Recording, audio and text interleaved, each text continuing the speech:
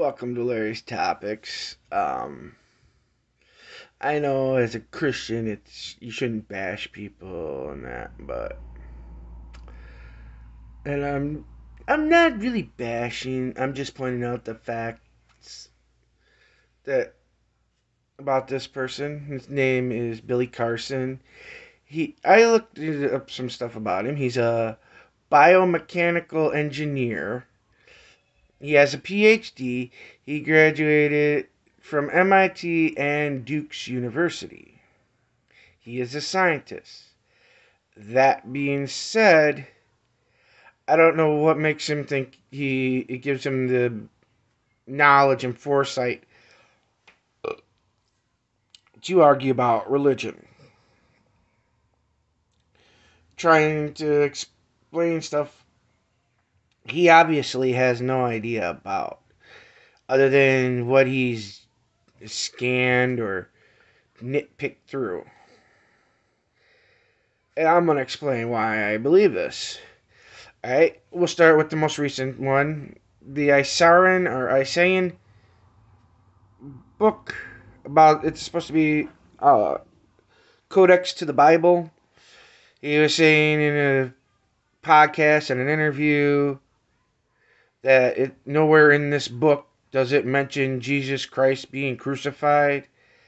And then this guy who's read the book front to back, cover to cover, he knows it by heart. And he's like, actually, yes, it does. I just want to know where you believe this. And literally, he takes and he goes to the page. He knows the page, the marker, or whatnot, and reads off where it talks about Jesus being crucified. And then Billy Carson says, I said it out of miscontext. I think he said he was misquoted saying this, and then it shows like 20 videos the guy clipped it together of him saying, "Oh, in this book, Jesus was not crucified. Jesus was not crucified." But yet, guy had just proved that it says he was crucified. Right? Now, we're going to go into something else, more proof that this guy doesn't know what he's talking about, especially with the Bible. Alright, he says that during the time of Moses, when Moses was freeing the Jewish slaves in Egypt, from the Pharaoh and his men, he says that Moses would not have gone to the Red Sea. It would be the River Reeds, because the River Reeds is closer to their location. To him, that would make more sense. And then he proceeds to say that underneath the River Reeds, there's tectonic plates. And when they shift, it causes tsunamis. Okay. If the Bible had said the River Reeds, it was the River Reeds. It doesn't say the River Reeds. It says the Red Sea. And there is a reason God chose the Red Sea. You see, after Moses, the Pharaoh finally concedes and releases all the Jewish slaves, tells them, "Get out of my city." So, Moses takes all the slaves that are rounded up, over 2-3 million slaves, and he marches them out into the desert out of Egypt, right? Right. And in that time, between the time of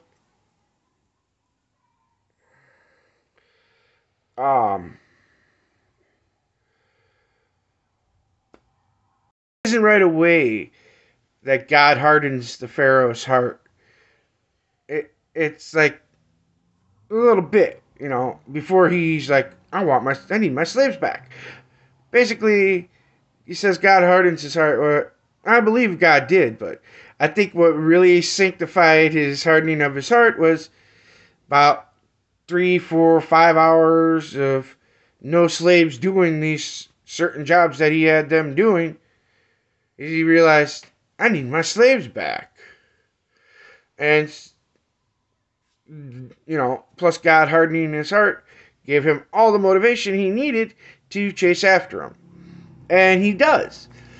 And the reason God chose the Red Sea, one major reason is time. Why do I say needed time? I'll get to that. All right. In the Bible, it says that Moses came up to the edge of the Red Sea. Again, it's the Red Sea, not the River Reeds. And God commanded Moses to strike his staff to the ground. And it would part the Red Sea. He would part the Red Sea. Moses did that. Oh, wait, I think that might be the animated movie. But Moses raises his hands and the Red Sea parts. Right? That being said, it is stated in the Bible that not only did God part the Red Sea, divided the Red Sea with his hands, placed him in the middle in the water and pulled and parted the Red Seas.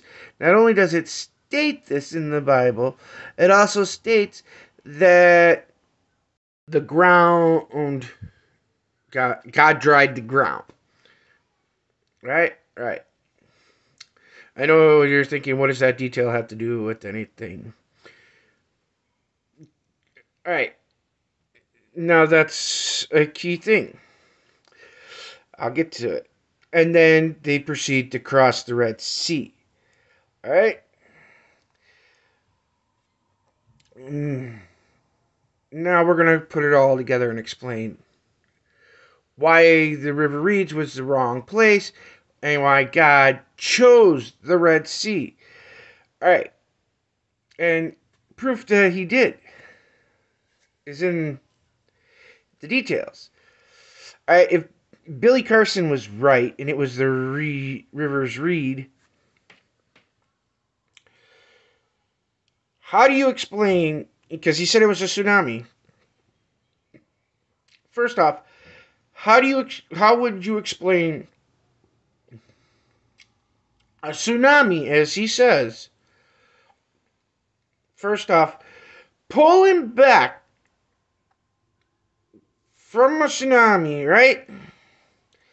So much so that when it pulled back, it dried the land and made it firm so people could walk across it.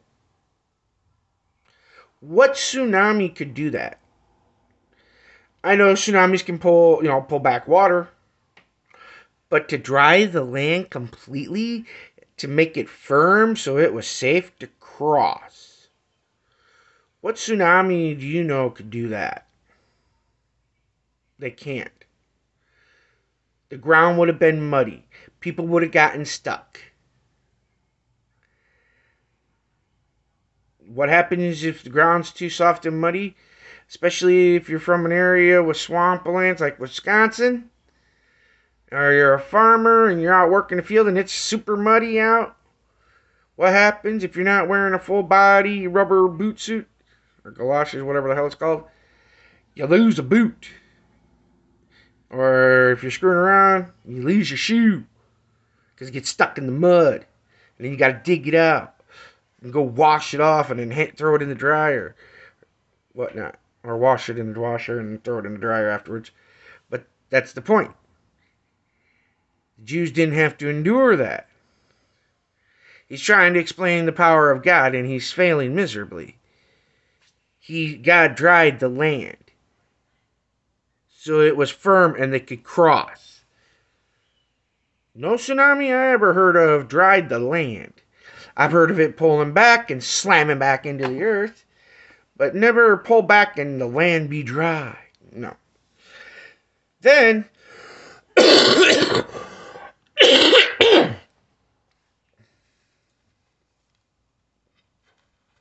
Sorry, I had a battling a cold.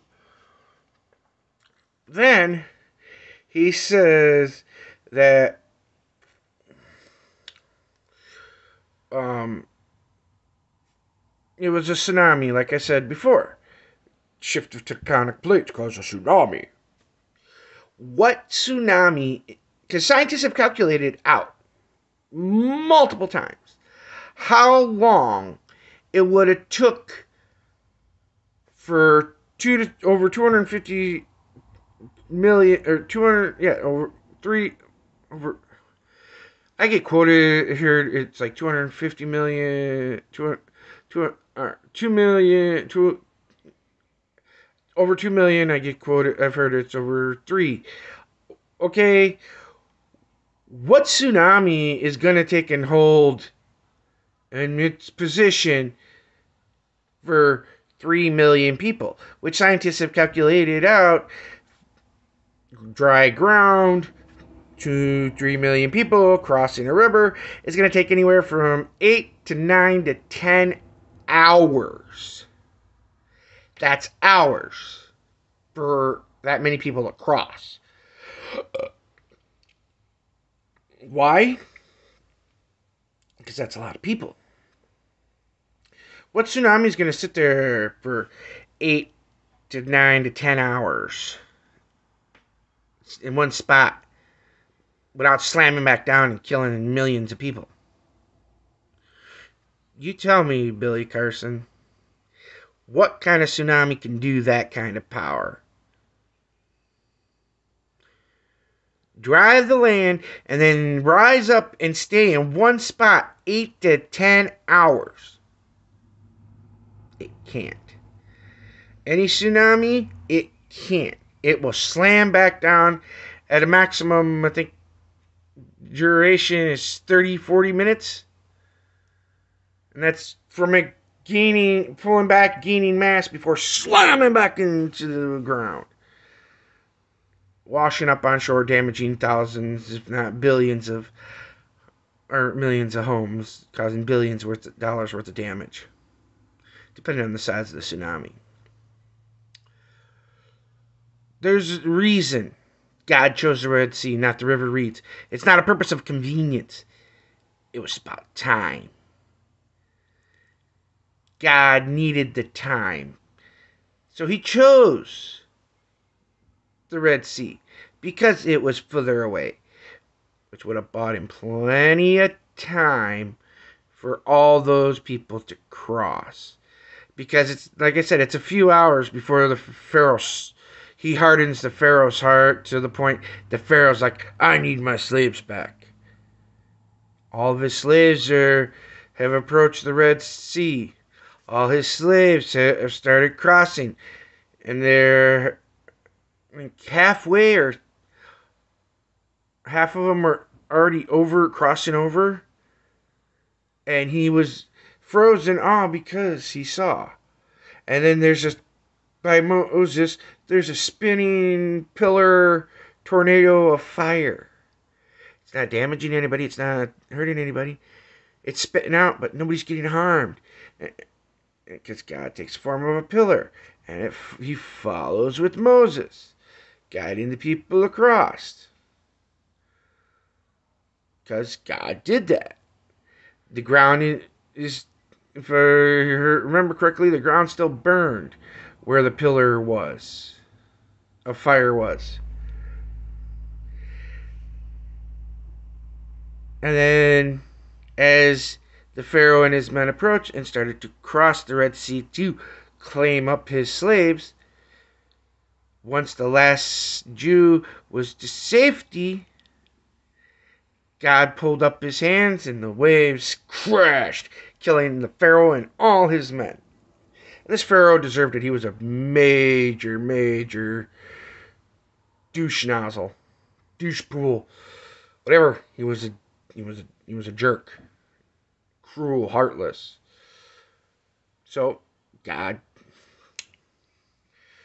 justified killing. All the Bible is full of justified killings, mind you. Every single one there's a justifiable reason God did it. It's so needed. That being said, I'm also going to talk about, I did it before, but I'm going to do it again, video explaining the Anunnaki and the Bible and how people are getting it all wrong. This has been Larry's Topics. Like, subscribe, share. Don't be afraid. What are you afraid of?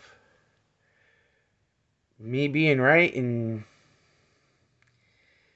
other people being wrong? God bless you. Keep you. Amen.